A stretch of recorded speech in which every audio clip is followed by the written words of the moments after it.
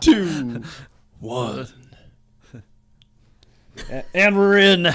Ooh, Gavin gave the countdown this Yay. time. Oh, man. We're starting to get more sophisticated as we go along.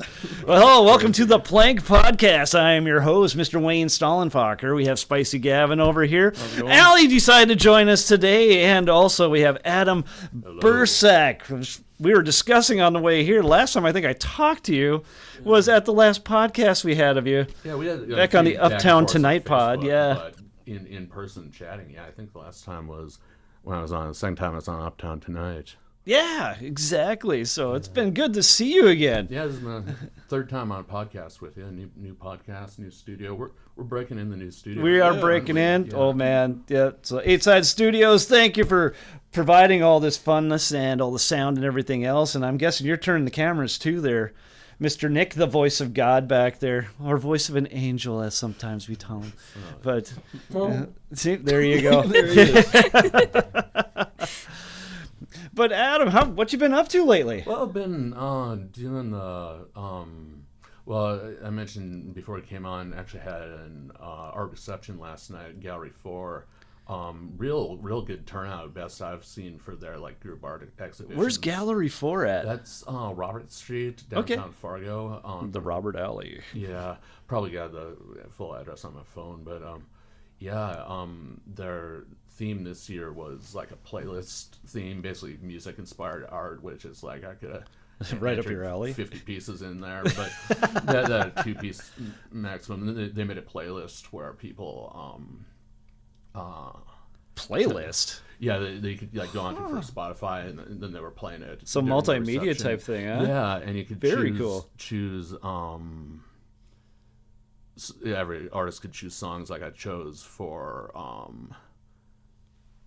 one that I'd done. It was kind of a memorial piece for Steve Albini, the Very cool producer in my band Venus and Furs. Worked with him, and he passed away in it was last year, I guess. And I call it Time Flies as the Crow Flies, which is a line from his band Shellac. They've got a band called Crow. Gotcha. Or a song called Crow, I should say. And then the other nice one tie-in. was one of my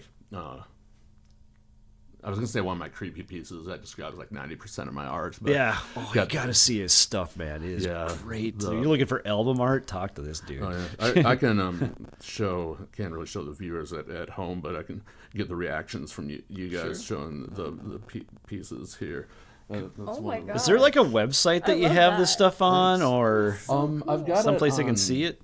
Yeah, it's on. I can show it. That's very cool. Yeah, Adam Bursack, artist on Instagram. I've got a lot of my art. Okay, we got to get that link below now too. So That's really Adam cool. Bursack, artist.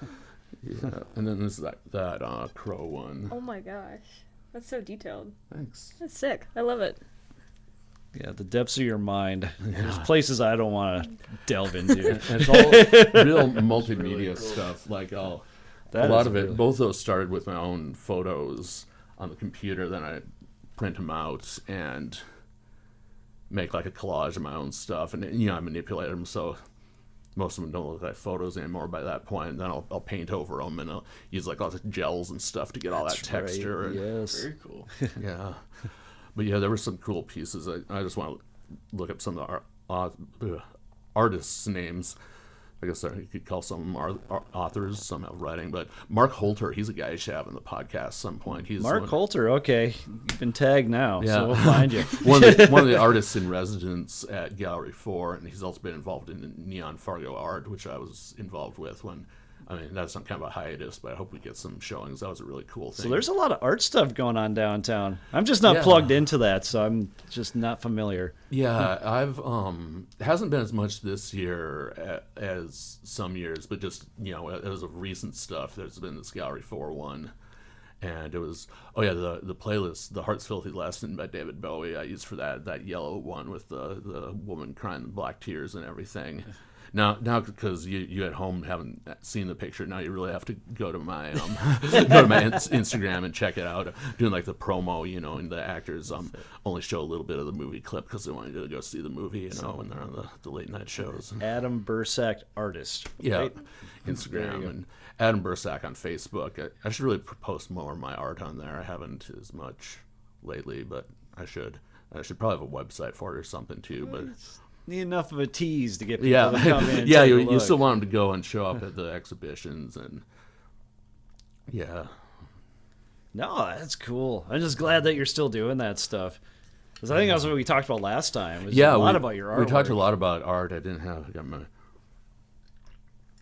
Wasn't sure if we were going to be at Wade's home studio or not. I'm very allergic to dogs, so it brings a big. And I'm sorry, my puppy gets everywhere. Yeah, big jug of water because my throat gets dry at those. But yeah, we were. I think that was. I've been doing music again. Great. Yeah, it's getting kind of slow into it. Phil Fallway, who played with Venus and Furs for a while. Okay. Me and him, we played last October for the Ken's FM fundraiser. Yes. And we did some Venus and Furs songs and a lot of like Bring out your dad. Yeah. Oh. We actually did that one acoustic. That was interesting. You have to do that one. Yeah. Yeah, there's the Venus and Furs songs, the ones we've got to do, like Radio and Bring Out Your Dad. And then there was we did some Halloween type covers like Cry Little Sister from the Lost Boys, and Nice. that was a cool one for that part with the kids choir. It's like, okay, obviously none of us can sing that high, and then Phil's like, okay, I can sing. That's why you get a Gavin. Yeah. He's like, I'll sing the Cry Little Sister, and then you and just like we're talking about the voice of God and just the most booming ancient vampire voice, thou shalt not fall. So he completely reversed that part from as high as he can get to as low as he can get. And I don't know if it worked or not, but it was cool. I would think the creep factor would still be in there. Yeah. Oh, there's the voice of God right back Is there. he sleeping back there? Sleep on the job. That reminds me is that we got at Dempsey's this year. So Friday, 31st, Dempsey's come and see some Pirate on Cassette, and they asked us to do some Halloween songs cool. too. We so gotta. we might have to look into that. Cool. Yeah. Or exactly what you were just talking about. That might be interesting. Yeah. So Cool.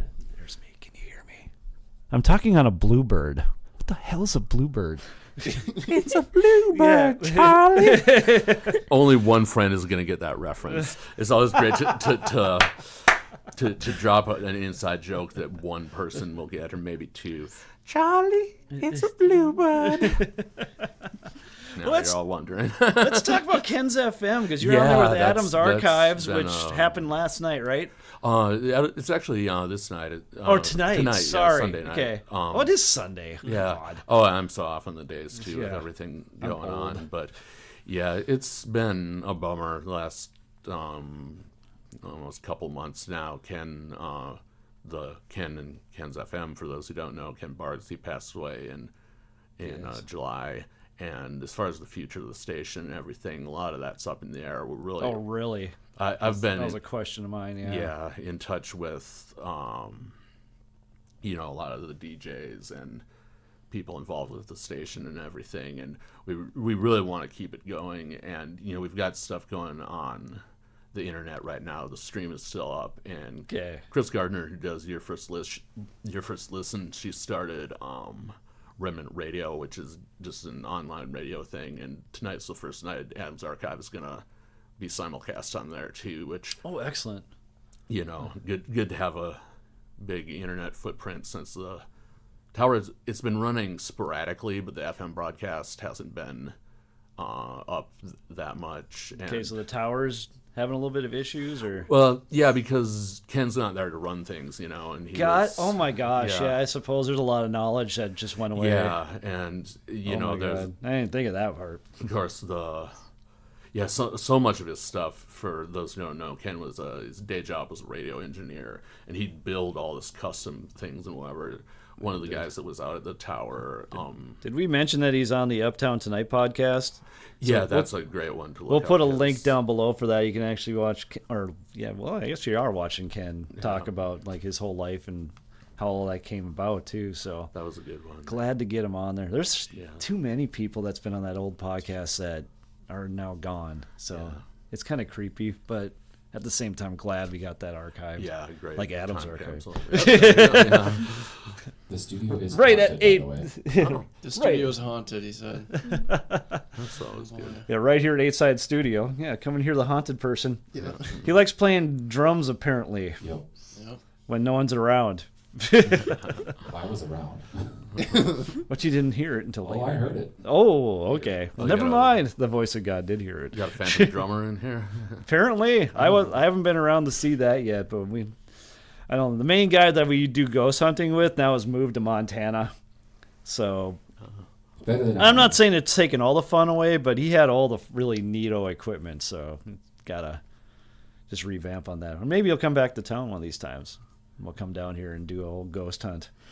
But I also heard, just on the ghost hunting thing, that not Roosevelt, Horace Mann is going to be demolished here. And Horace Mann is supposed to be Really? the most haunted.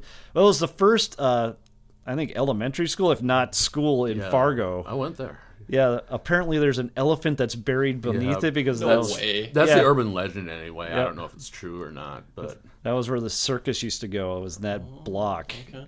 yeah. So, yeah, and that's supposed to be the most haunted school there is. It's a creepy place. It is.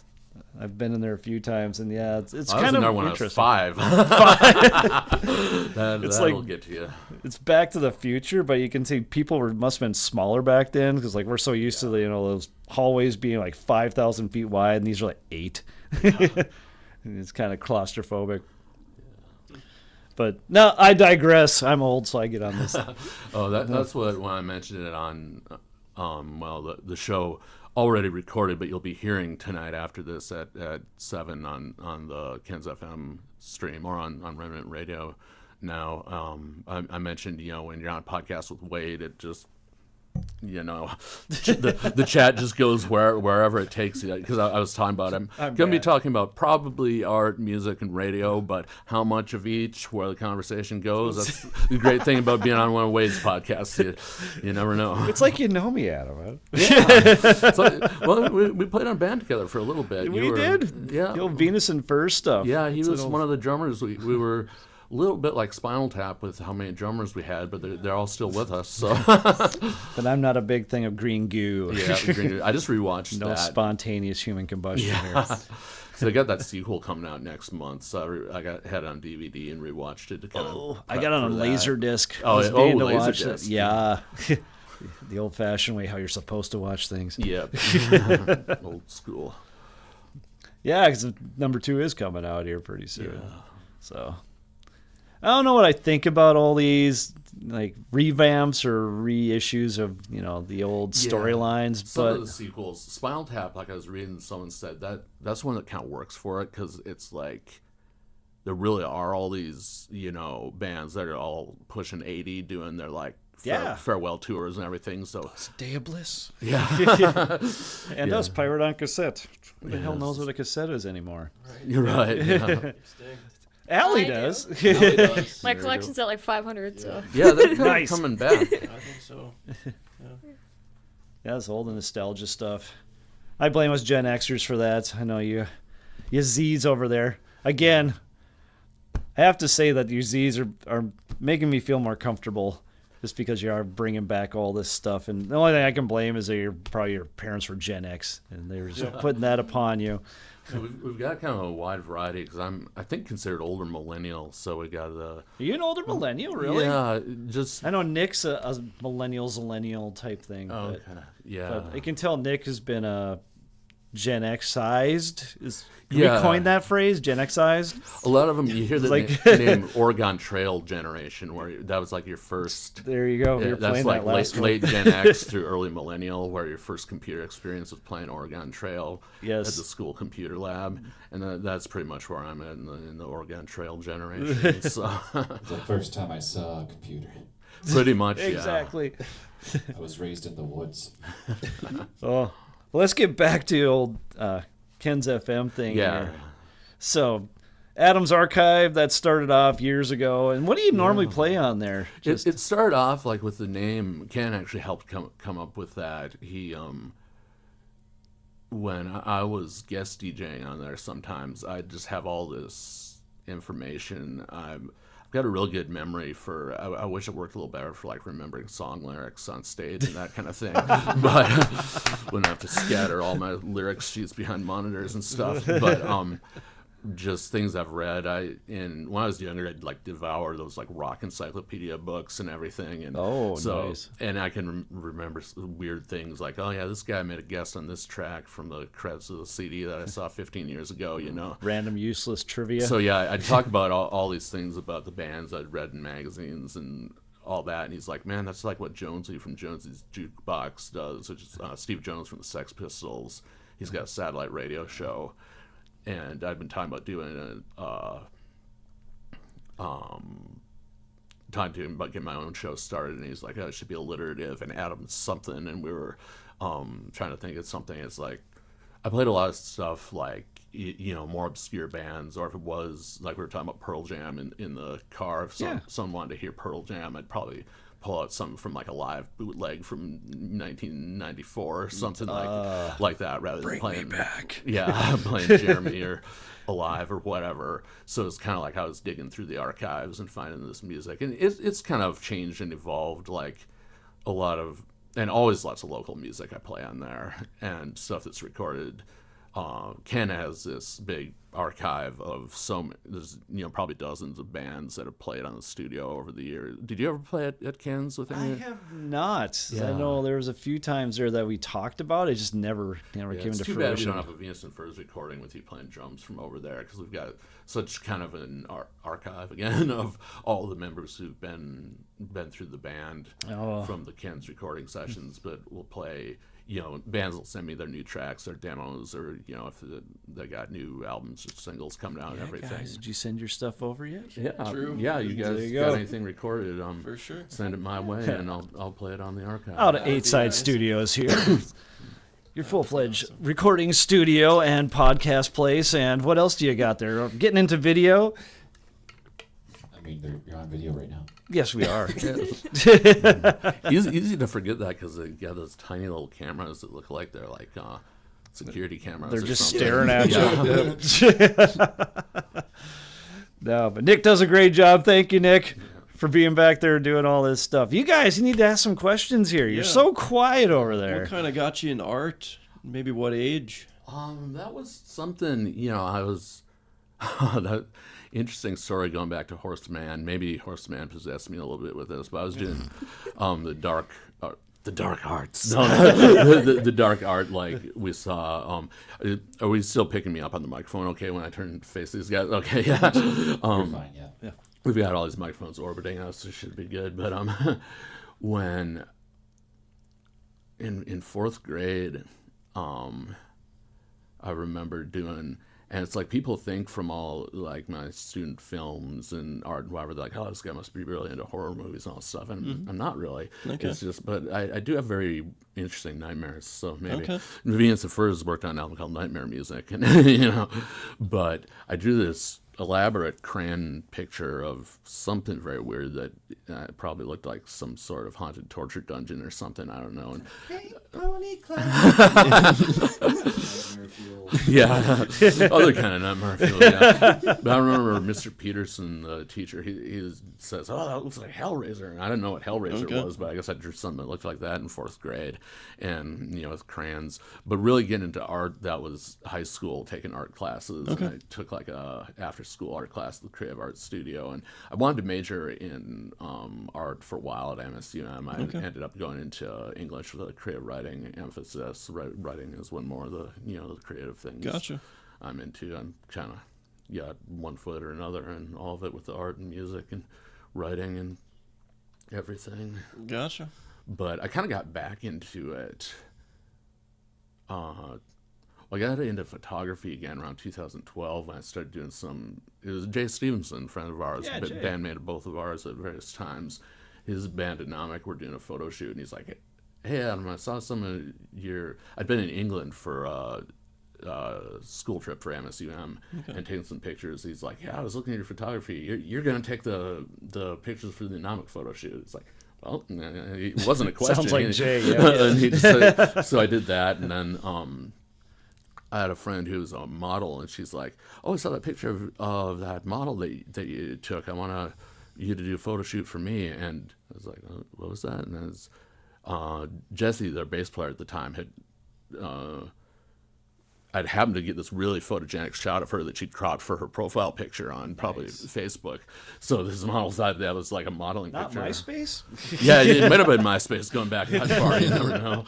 But yeah, I got into photography, and then that got me into doing those things like digitally, chopping it up, putting it back together again, and that just kind of one thing led to another, and it also just getting some things in local art shows, like some photographs, and thinking, okay, there's a place to display the art. I need that little push to get going on it. Like if I'm not one to just sit around and work on art that no one's gonna see, but seeing some of that, it's like, well, I probably do, but it's just doodles and stuff that I wouldn't want to hang in public. But it's like, okay, yeah, I can do some of these ideas I had with, printing out these computer and photo things, and I got into using those like pouring paints on them. So a lot of like kind of random things, like, okay, I got this collage of my photos, and I'm gonna pour this paint and go see where it goes, like that. That one that was called Yellow Nightmare, the Weeping Woman. That the weeping part came from the black paint.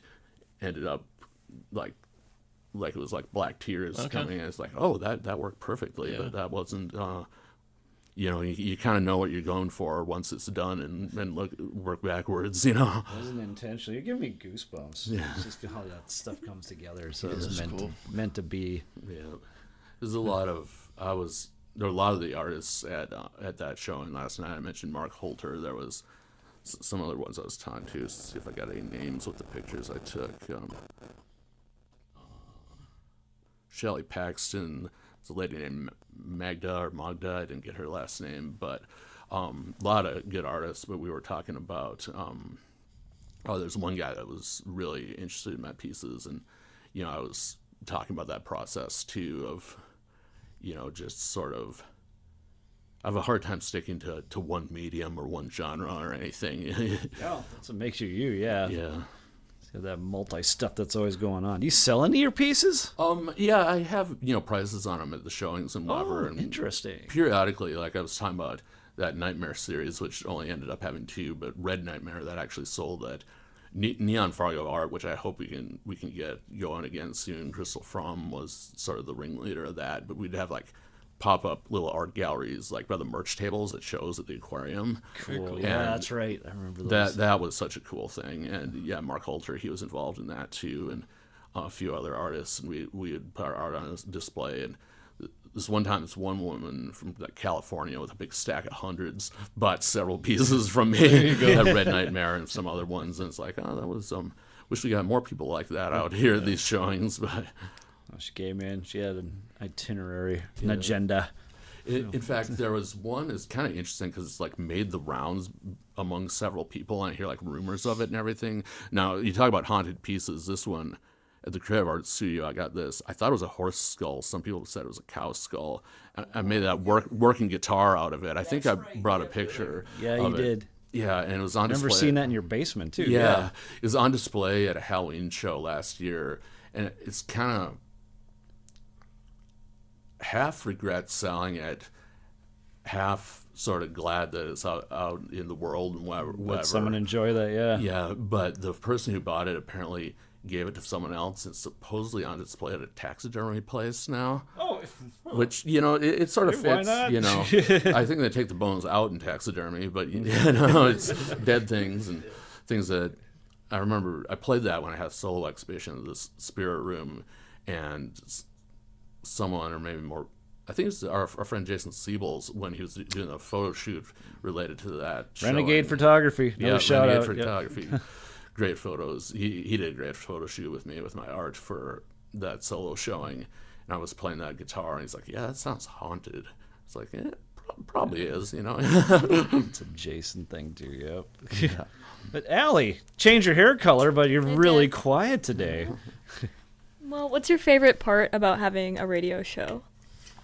I think it's the connections to the people. Like, I love doing it live. Unfortunately, that's not really hasn't been practical with the way the studio is set up. I do like live editions sometimes, but we'd have a chat room and get feedback, people requesting songs and everything. But there's still a lot of that. And it's interesting because there's these, excuse me, these some bands, like independent bands, that send me their music from all over the world, and because of the internet link, they can tune into the show, and I'll I become friends with some of these people, talking to some of them, like well, shout outs to some of the people who might be tuning in. This band Del Rey, really atmospheric instrumental guitar music out of Italy. Augusto is a different guy. Alessandro, I think his name is, the front man from that. He shares all that Adams Archive stuff. But and then some where I'm still like pinching myself. Reeves Gabrels, who played guitar for David Bowie from like the late '80s or early 2000s. He actually, I played his solo work on there. He plays with The Cure now too, which is another band I love. Cool. Yeah, he shared on his own page. Like something, he's like, "Hey, thanks for playing my solo track," and everything. It's like, that's really.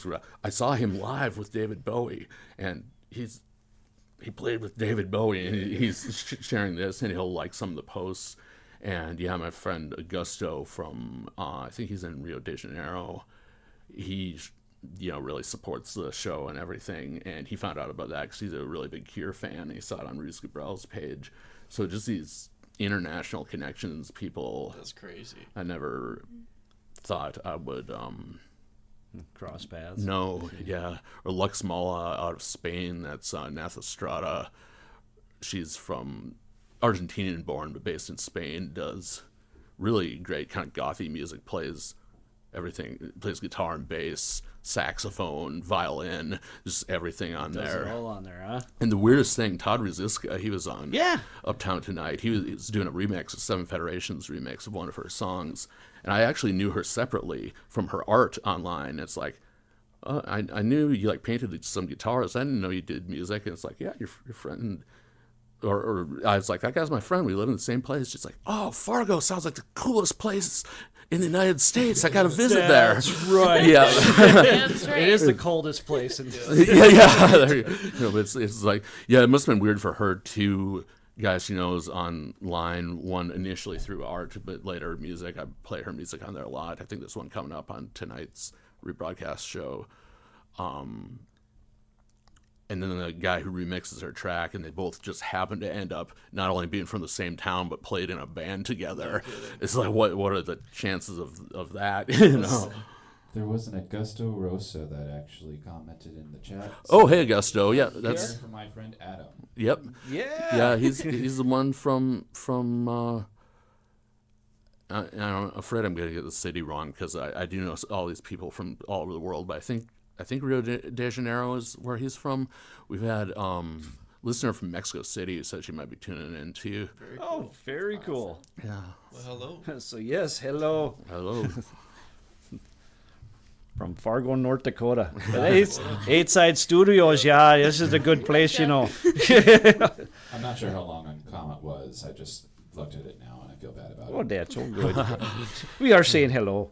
Well, probably got some of them tuned in. We got a friend in Indonesia who I think is probably the dead of night there right now, was gonna tune in after the fact, and That's fine. Yes. crazy making all these connections. That's awesome. Oh, that's so cool. So do you have people that are like coming into town and they'll send you demo stuff for you to play? Yeah, sometimes Society of the Silver Cross out of Seattle, they sent me an actual physical CD. I get lots of MP3, like almost everything on Metropolis Records. They just send me the albums on MP3, which is crazy. Nice. And I got a lot of promo stuff, but Society of the Silver Cross, they sent me Physical media? yeah, that's some physical media. And actually, I guess they Do you have something to play that on anymore? yeah, well, I had to rip the tracks to the computer for putting the show together, but Of course. yeah, they sent me all this detailed information on each track. It's like, okay, they know Adam's Archive. They know that Adam is going to talk about, okay, this was recorded. They've got this great, I can't remember the name offhand. It's but it looks like a Gothic cathedral type studio that they run Oh, out okay. in Seattle. That's a husband and wife duo who are the main members of the band. But they're playing at Parachigo, I think September 15th. So Parachigo, there's that name again. Yep. Yep. Not Paradiso. no. That's old people. That's how I remember it, though. Should That's serve the free sad part. dinners extra. Yep. Oh, that's cool. It's like at the end of the last run of podcasts I did was having people that were coming in town and be playing the aquarium. They'd That's hit me cool. up. And so yeah, I remember Desombra coming through there. I don't know if you met those guys. But I very didn't. I remember the name. artsy as in what they were doing. It was That's just a cool. duo. And yeah, they had like a whole bunch of. It was a multimedia thing, and they're really cool people. And they hit me up every once in a while, asking how everything's going and stuff. So shout out to Sombra out there. Go take a look at their stuff. Society of the Silver Cross. They happen to tune in. I heard their music called yoga metal. once. Yoga metal. They traveled Like, I don't- in India, and so there's a lot of like instruments from that part of the world and whatever, but mixed with rock, and it's really interesting sound. The male singer. So you get into your meditation while rocking out. Yeah, basically. Do you Okay. scream when you stretch, or what's? You don't want to see me in yoga pants. That's not gonna happen. Yeah. No, this is a good segue into what I like talking about, the future of everything that's happening Yeah. here. Now, I understand that Ken's FM's kind of up in the air and all that's going on. So I'm not going to get into the nitty gritty on like probably the legality stuff or whatever else, or what's going on behind the scenes with all that. But do you see you guys kind of trying to take it over? We're or, hoping to. I mean, or just as starting over again, just buying out the equipment, or as in so many things in life, money is the kicker. We have the people, the expertise, the will to do it, and everything to continue the station, whether the station ends up in a state where we can do that, or whether it ends up getting sold to someone who doesn't want any of that on there. just be And unfortunate. that would be, and I've always encouraged on my show and everything too, people to just keep talking about what Ken's FM means to them, because I got over 100 when I posted a little memory thing about Ken posts on Facebook. They're all like, "Oh, I love Ken's FM" and all that, and just keep posting that stuff online, sharing it. There's a great, Gets the new stuff out there. great Keeps- article in keeps the stirring forum, the pot. and Yeah. hopefully that'll. And I don't know who's going to be involved with the business decisions of if it continues, how it continues, but I'm sure knowing that there's so many people that love Ken's FM and what it does for local music, and being really the only like real alternative kind of music station. Well, it's human. It's like you Yeah, people and it has run that this human stuff. touch, which Ken Exactly. always thought was so important. It doesn't have corporate backing. It doesn't have because all these commercial stations they've got out in L.A. or New York or whatever, someone recording everything for, I guess Clear Channel's not the company anymore, but whatever Radio Monopoly ones, it's like this is the same cookie cutter station in every market. And Yeah, and they're playing the same things. We were talking about that too. Is that like we've been looking at, me and the little lady been looking at cars for the past few weeks. And we ended up in a couple where the Sirius radio wasn't connected, so you actually had to listen to terrestrial radio just to see if the thing worked. I haven't done that for so long, but everything is like from when I was in high school. Yeah. Yeah, so it's just like Day of Bliss. Okay, might as well the Day of Bliss station. Yeah, you should. Wade was telling me a little bit about your band in the car. If you got anything recorded, you should definitely. All right. I'll give you my info No, after Ellie's the got show. some I stuff. would love that. Yeah, Yeah. for sure. Yeah, we'll get in Cool. contact. And same with you guys with Pirate on Cassette. If you get any recordings out. In fact, we were talking about it before the show came on, but I interviewed you on Ken's Yep. FM, not on my show, but I was a guest on Icon is his DJ name on his show. Mm-hmm. Me and Phil Fallway were in the studio, and their co-host couldn't get in super last minute. Like, I think he texted 5 minutes before going on the air. And then Scott was setting up some of the technical equipment. So he's like, can you interview our first guest? I'm like, okay, I know that Wade was in her band. Jeremy used to be in her band. And But the only question I remember asking specifically was something I alluded to earlier with memorizing lyrics, like if that's easy for you or anything. It's with the songs I write, I'm good, but there's so many. It's like if I were just gonna sit there and recite the lyrics, I would know it, like when we do cover songs or something. But when you're on stage in the moment, like especially lately with what I've been doing with music, if you're playing once a year or something, if Phil and I were playing Cry Little Sister and there was Depeche Mode and I forget who else we were covering. We were playing those every week. I'd remember the songs, but at that show at Rick's, I had to have a music stand in front of me with the lyrics for all those covers we were doing. Oh God, yeah. I do want to apologize to everyone watching the stream. I know you're hearing this weird white noise. The cleaning lady upstairs is vacuuming. No, I was gonna point that out too. add some ambience. Oh, it's the human touch. Some charm. That's basically it. But yeah, they can watch that and actually hear Allie talk. Yeah, oh boy. Soaking up I was the a lot more atmosphere. awkward then. I'm still awkward, but I was a lot more then. A lot more shy. You can see Allie live at the M&J out in West Fargo this weekend, Friday and Saturday night. So Come get a Polaroid. that's right. Come get a T-shirt. Get a Polaroid, a T-shirt with Allie, all that. You guys do like Polaroids with the Oh yeah, that's our Yeah, time that's our machine thing. there. Oh, So you that's take cool. those Polaroids, they look as bad as you remember from the 80s. Yeah. And a brand new film. So yeah, it's all free too. I know last time I was getting some people up there and they're all worried I was going to charge them. I'm like, no, we're not in New York. We're fine.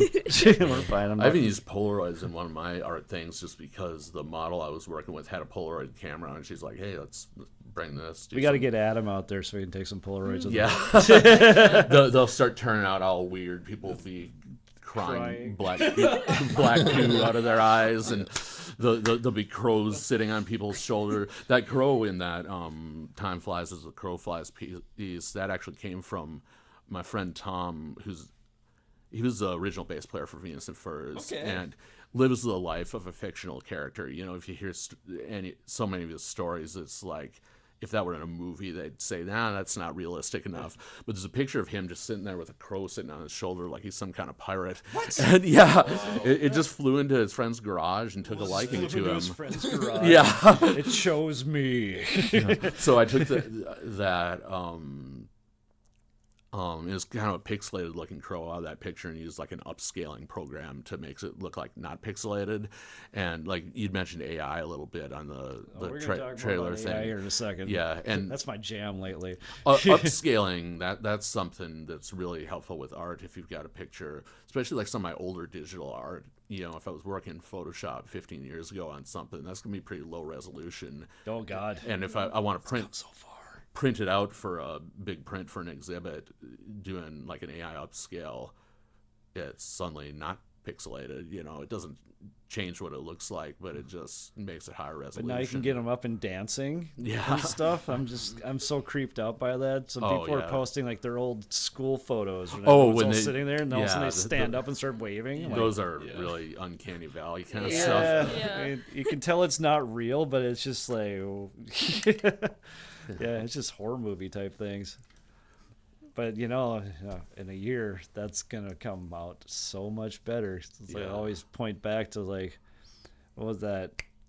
Will Smith eating spaghetti compared to what's happening now, and that was so creepalicious. And Yeah, and they've got those like deep fakes going around online. where some of you can't even tell. You're like, oh, okay, got to have another AI to tell you that it was made by an AI. Yeah. Like, what's happening? What's happening, Adam? It's interesting in art because, and there's some people who,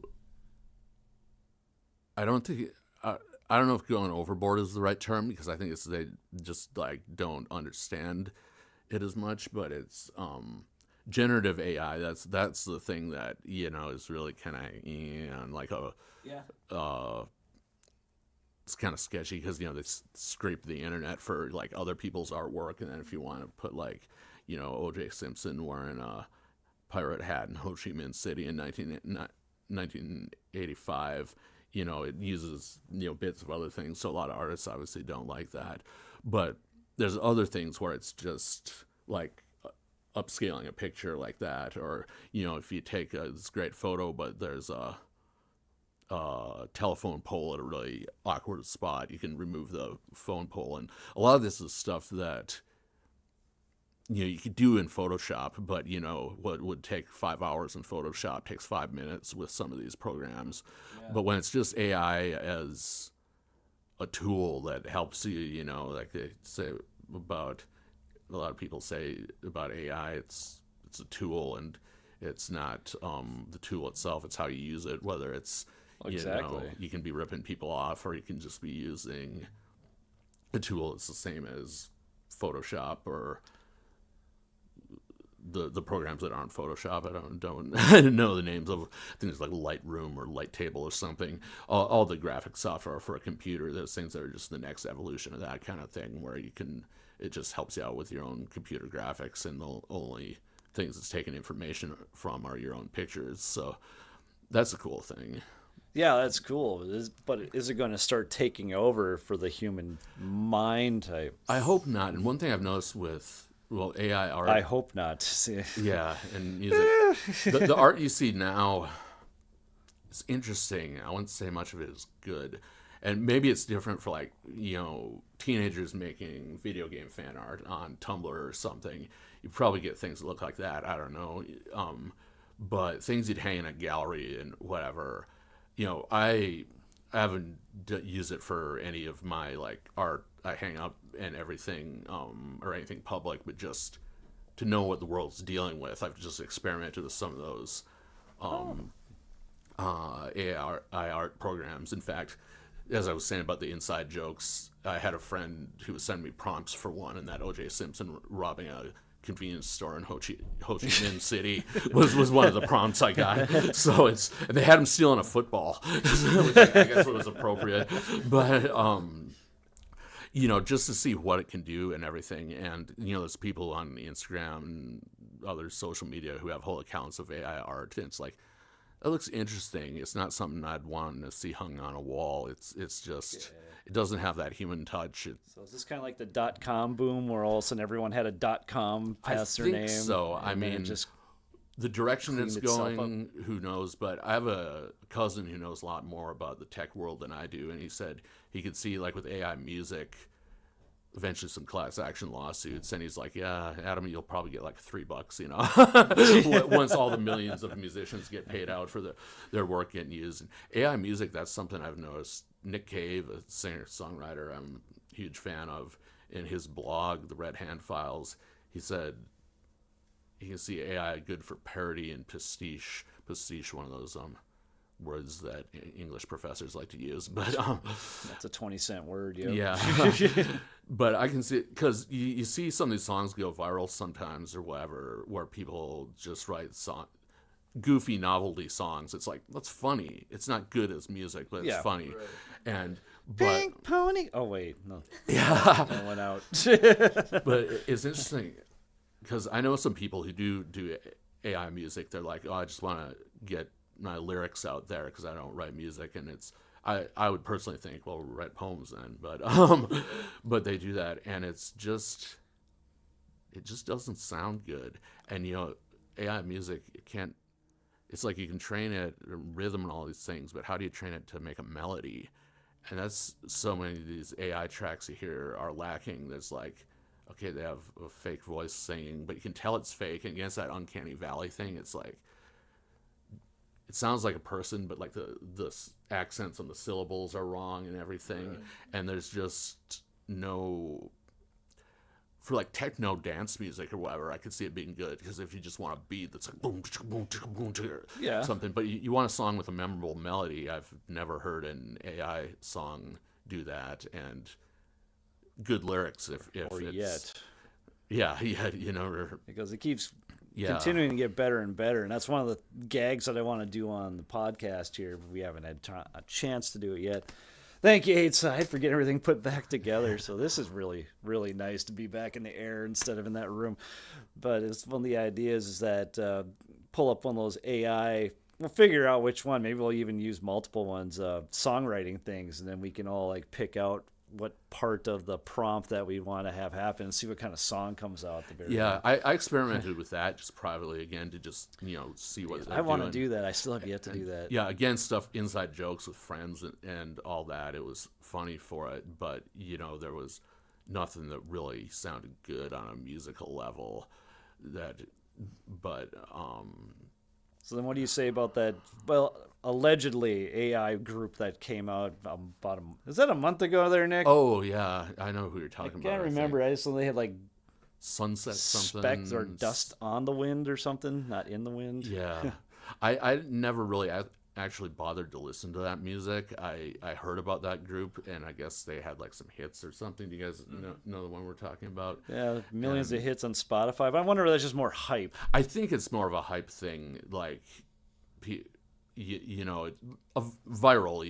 Yeah. As it goes viral, and then people want to listen to it. But I don't think people are sitting there like just listen to Jamming out to it. Yeah, jamming out the way like they would be to their favorite band. I think it's Right. just like, okay, how much does this actually sound like real music? Right. There's a human More element curious. in there, not just an old 80s movie. Or was that 90s?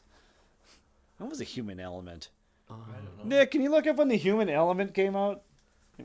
Or am I just making Sure, just give me that time. whole thing up completely? Maybe. Yeah. But my whole thing is that I saw an old TEDx talk from Jojo Mayer, and he talked about the difference between the ones and the zeros. That's a binary code, and that's where the humanity lies in there. And that's where I started talking about the new quantum computers, because quid bits is the part that I kept forgetting to talk about. I just kept saying it's the part that looks like a cone, but quid bit is basically a 3 parts deal that goes along with the 1 and the zeros in order to be able to find everything in between. Now, granted, that takes a billion, whatever, what's the term I'm looking for? Basically, a billion questions that has to answer within, milliseconds, and that's why it takes so much power and everything else to make these Yeah. things work, and how they got to have them like in freezer type situations in order to make these computers work. But they're getting bigger and bigger. Yeah. When are they going to be able to actually start manipulating humans between that 1 and that 0? Right. Yeah, and that's where it gets into kind of the sci-fi territory. Uh-huh. Like, is that, and there's some people who've said, like with AI art and music, it's like, okay, these companies have scraped the entire internet for data. That's what they do now, yeah. And it's like, if this is the best they can do with all the data in the world, how much further can they go? But then on the other hand, it's like, well, they're coming up with these quantum sci-fi things that have that human space between the 1 and the 0, and then who knows, that could be how we get like the sentient AIs out of the movies, if That's the whole thing. What was it? Teledyne? Is that the new system? God. Beats me. I'm old and tired. So you young people, you young bucks, you're supposed to know all this fun stuff. Nope, you just live in the 90s. Yep. I've never been that much of a tech guy. I was talking to, actually just last night, Ryan Cam, who's one of the people involved in Kansas FM, that's trying to keep it going. And in fact, I was talking to like 4 different people last night. We were all kind of, we're all in on this uncertain discussion about wanting to keep it going, but not knowing all the details of what to do or how to do it yet. But he was saying something about the tower site, and it was just and all the stuff that Ken knows about a radio tower is like, yeah, I came in on the music side. A lot of these guys, and thank goodness that they have them there, because if you had a bunch of guys like me, we wouldn't have a clue to do what at a radio tower. But he's like, oh, I built my own low power FM station on my own. It's like, okay, he's a guy to have for the tech side with radio. And with art, it's kind of, I know how to use the programs I want to use, like Photoshop for the photos and all that, but or music software for making music. But I'm not a tech guy overall. So like, when we get into the quantum computers and everything, that's not necessarily something I'm as probably up on as like you were talking about. Yeah, it's one of those things, it's coming, and it's not going to get we're not going backwards in time. When I was watching the Devo, again, another side note, Devo, de-evolution. I did not know that until a couple nights ago, and I was like, oh, well, that's interesting. I was in the 70s, Kent State and all that. Yeah, I really like their early, there were these compilations, Hardcore Devo 1 and 2. Okay. It's like their home demos where they were just weird. They weren't trying to make music to get on MTV or anything yet. No. And that's I mean, I like Devo, you know, cool ideas and everything, all that de-evolution stuff. That's when they were really unfiltered, going into their just weird songs about, like, there's one that's like this monkey that comes up the river with his laser gun, and Well, that's the thing, but it was like de-evolution. It was like, is that what needs to happen now? Are we getting too far above our skis that we just need to put the brakes on? Yeah. But no, there's going to be people that are not going to put the brakes on. There's too much money involved. Yeah. So how far is this going to go? And then where is it going to end up at? Because I know right now, just I mention this all the time, is that last year alone, per second of the entire year, one song was released. Yeah. So how many songs have been released? It's so oversaturated. And I can see some of this being kind of like the early days of like Wild West days of like Napster and file sharing and everything, where With AI? where eventually they might have, like, you know, lawsuits or whatever that get it to be more regulated, because they are using, you know, all these songs from actual artists, songwriters, and everything. Well, that's where they get art the from stuff artists. So if there's like the way Napster and I don't know, LimeWire and whatever else, you know, some of those eventually got brought down by. So you're saying we need a Lars Ulrich out there? Yeah, we might. It's like, where's Lars Ulrich when you need him? You know? someone make a fake AI Metallica album, then we don't have to worry about AI taking over. Lars will take care of that. I'll get to work.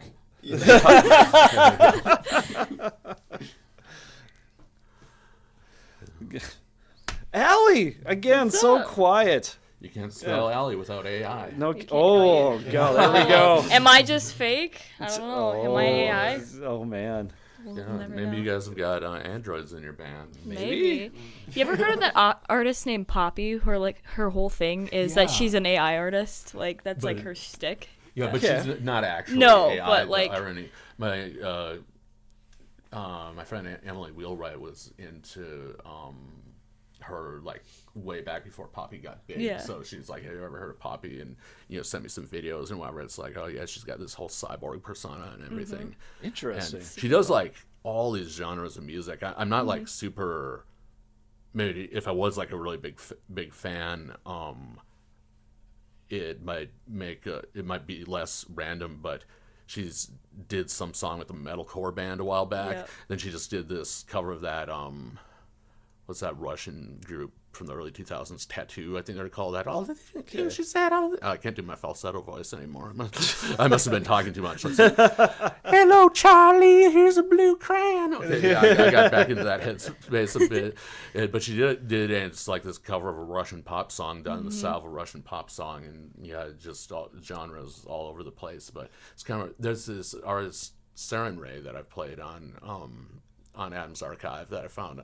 She did this song, well, it's called like F the Algorithm, but she actually did a radio edit just for me when I asked, because the FCC, you can't, and I'm in radio headspace, so you can probably say these words on a podcast, but you know, there's still about Don't get us kicked off the internet. Yeah, there you go. There's still words you can't say on terrestrial radio, so I was like, we were having so many problems with like the Ken's FM streams and everything being falsely identified as spam at the time and whatever. So I can really understand, really identify with your algorithm song. And she's like, it's the most uncommercial thing I've ever done. No one's going to play it on the radio or anything. It's like, no, I want to play it on the radio. So she did a radio edit called Screw the Algorithm and sent it to me, and I've played that on there a lot. But her thing too is that she's like an AI android, and she's not. She's this really talented singer, piano player,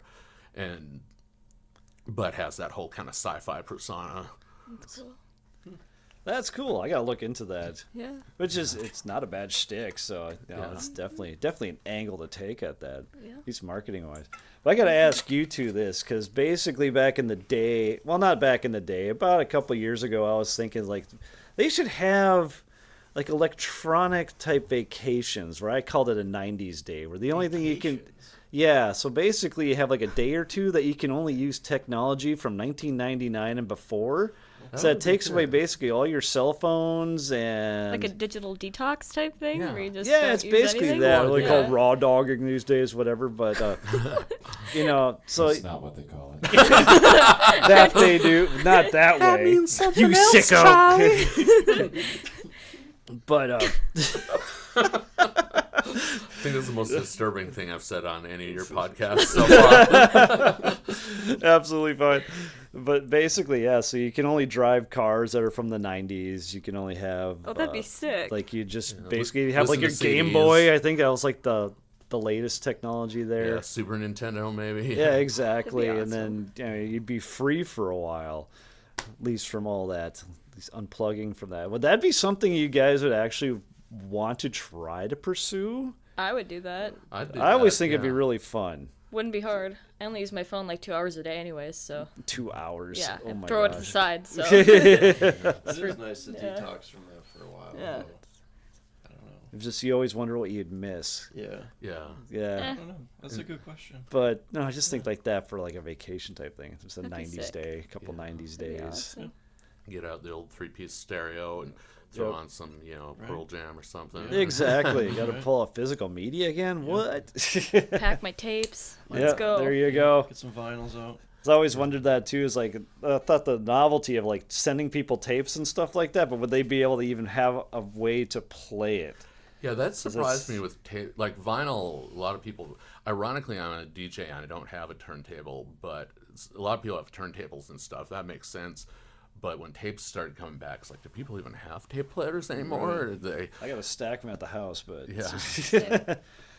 you have any way of actually getting sound out of it? Yeah. So that has to go through another component. And I think I was watching something on. I don't know what I was watching it on, but they was showing like this kid, like, here's stuff that we used to have to deal with, and then they showed like the entire whole hi-fi system. And they had no idea what that was Yeah. for. It's like that's what we listen to music on, so it's not your little phone. Yeah. Yeah, that's something, I find myself doing just out of convenience. And it's like, when I was in high school, I was listening to this big not like super high end, but decent quality stereo. And it's like, man, I'm listening That was to expensive back then. Oh yeah, little phone speaker now. What happened to me? Or you get those ear pods, and they sound like the best hi-fis you could get back in those days, and it's just personal right there. I just remember the first day I saw that. Sorry, another side note. I was at NDSU, and this kid was walking across the street with his backpack on, headphones on, all that, and just staring at his phone. I'm just like, he's completely secluded from everybody. Yeah. That was the first thought that I went through, and all of a sudden everyone was like that. It's like, oh, Yeah. are we going to be in the pods? We're Are all we just eating the bugs? robots. Yeah. Oh. Is that the pod? Yeah. Not as a podcast, but Pod people. yeah, pod people like the Matrix. Yeah. That movie messed me up. Polar pod? Soylent Green. Anyone get that reference? I haven't seen the movie, but yeah, I just know the Soylent Green is people Oh, line. yep. Some of those movies just get through pop culture osmosis. Movies that seem like everyone's seen it, so you just kind of know all the references, even if you haven't seen it. Exactly, very true. No. Got anything to ask him there, Gavin? Again, you guys are so quiet over there. Granted, Adam's got a lot to say here. This is awesome. How many pieces do you maybe work on a week, a month, a year? That can vary a lot. Like, doing music and other things. I was really like focused on that. Like last fall and everything. Did you hear the children in the background? Yeah, I heard that. Where was that? Your Maybe ghost? those are the ghosts. I think that's Pete. Oh, it's Oh, yeah. well, it's been about an hour as well. I'm sorry about that. It's all good. But let's see what was. Oh yeah, I want. Hi, Peter. Here comes the children. Okay. So it was an actual child. Yeah. Yeah, It's okay. We're getting pod bombed by Peter. Yeah. And More guests. Peter. Yep. The what? We're wrapping it. Yep. Okay. Yes, we are. We're just finishing up here. Yeah. I think it's, you know, I'll go through streaks where I work on a lot of art, then some a good 6 months or anything where I haven't worked on. Like this year, I haven't worked on much. Those are older pieces I had, like older as in a couple years back. In that showing last night, but there's a couple of Halloween shows coming up so I really want to get as soon as possible back into making some not hard for me to make darker stuff, you know, for that. And yeah, so hopefully I'll be working on some new stuff soon. And just the music brought to mind too, you know, Venus and Furs we haven't played. 2017 was the last show for that, but something I've been thinking of. I mean, I haven't talked to any of the guys, but I'm sure if there's some memorial show for Ken or anything, Venus and Furs will, if at all possible, do a reunion. It was a little bit like that acoustic playing with Phil. He didn't play with the band long, but it's like still two guys who were in Venus and Furs playing some Venus and Furs songs. It's actually the first time I played live in 5 years too, since before COVID.